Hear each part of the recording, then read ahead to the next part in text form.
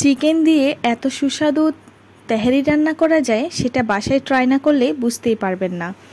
তো আজকে আমি তৈরি করে দেখাচ্ছি চিকেন তেহারি। আর সেজন্য চিকেনগুলোকে ভালো করে ধুয়ে পরিষ্কার করে এর মধ্যে টক দই, স্বাদ মতো লবণ, মরিচের গুঁড়া আর দিয়েছি এখানে বিরিয়ানি মশলা। এখন এই সমস্ত মশলাগুলোর সাথে চিকেনগুলো রেস্টে রেখে দিব, এতে করে চিকেনটা খুবই জুসি হবে, মশলাগুলো ভিতর পর্যন্ত পৌঁছে যাবে।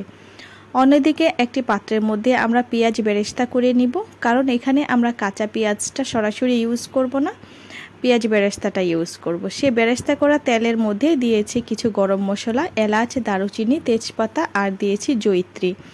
অল্প একটু এখানে 2 টেবিল চামচ পরিমাণ দিয়ে দিয়েছি কাঁচা পেঁয়াজ কুচি আর দিয়েছি কাঁচামরিচ। আর এখন দিয়ে দিয়েছি আদা ও রসুনের পেস্ট। এখানে আদা এবং রসুনের পেস্ট আমি সমপরিমাণ নিয়েছি। টোটাল এখানে 2.5 টেবিল চামচ আদা রসুনের পেস্ট দিয়ে দিয়েছি। তো সামান্য একটু পানি দিয়েছি, কারণ যাতে মশলাগুলো পুড়ে না যায়।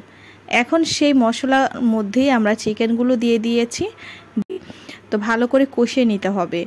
আর এখানে কয়েকটি কাঁচামরিচ আর কিছু পেঁয়াজ কুচি দিতে হবে। আমি কিভাবে স্টেপ বাই স্টেপ তৈরি করছি, এভাবে যদি আপনারা রান্না করেন খেতে দুর্দান্ত হবে।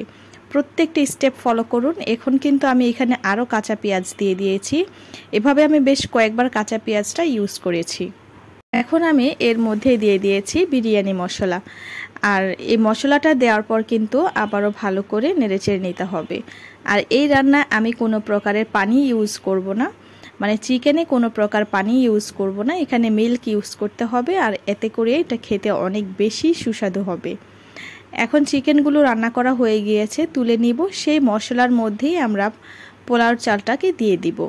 পোলাও চাল দিয়ে সামান্য একটু এখানে দিয়ে দিয়েছি স্বাদ মতো লবণ আর আদা রসুনের পেস্ট। পোলাও চালে ঠিক যতটুকু লাগবে ততটুকুই দিয়েছি। আমি 1/2 চা চামচ পরিমাণ দিয়েছি আর কয়েকটি কাঁচামরিচ দিয়েছি।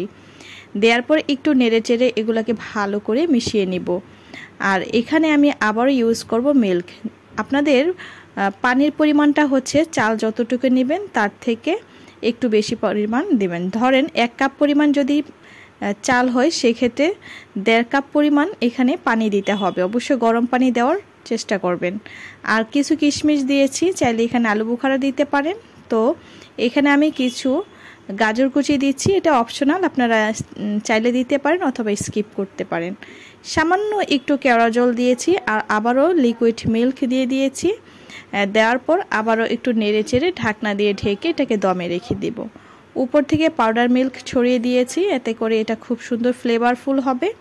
আর এখন আমরা এর মধ্যে দিয়ে দিব প্রথমে যে চিকেনগুলো প্রিপেয়ার করে রেখেছি, সেই প্রিপেয়ার করা চিকেনগুলো দেওয়ার পর এখানে উপর থেকে পেঁয়াজ বেরেস্তাগুলো দিয়ে এটাকে দমে রেখে দিব। একদম টোটাল 20 মিনিট আমি দমে রেখে দিব, চুলার ফ্লেমটা সর্বনিম্ন রেখে।